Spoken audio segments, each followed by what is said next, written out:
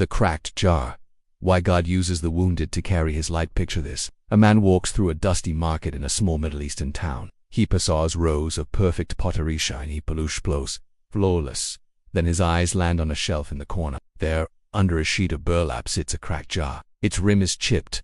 A jagged line runs from top to bottom. It looks useless, forgotten. But the man picks it up gently and whispers, "I can work with this." Scroll through your feed, and you'll see it.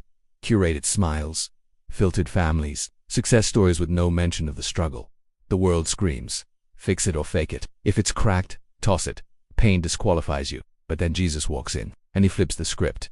Jesus never avoided broken people. He moved toward them. A woman caught in adultery, a leper cast out by society, a tax collector too ashamed to look up. These weren't just people with messy stories. They were the very ones Jesus trusted to carry his message. And it wasn't a mistake. In 2 Corinthians 4:2-7, Paul writes, "We have this treasure in jars of clay to show that this all-surpassing power is from God and not from us." In other words, we are cracked jars, and that's the point. If the jar were perfect, people would admire the jar. But if it's cracked, the light inside can shine through.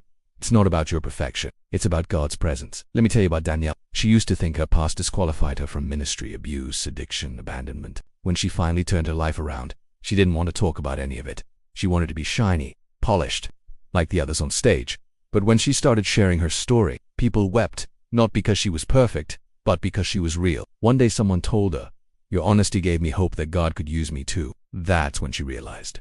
Her cracks didn't disqualify her. They made her useful. People are losing jobs. Families are breaking. Mental health struggles are rising. Past mistakes are resurfacing. And in all of it, there's a temptation to hide. To think, God can't use me like this. But Jesus doesn't discard the wounded.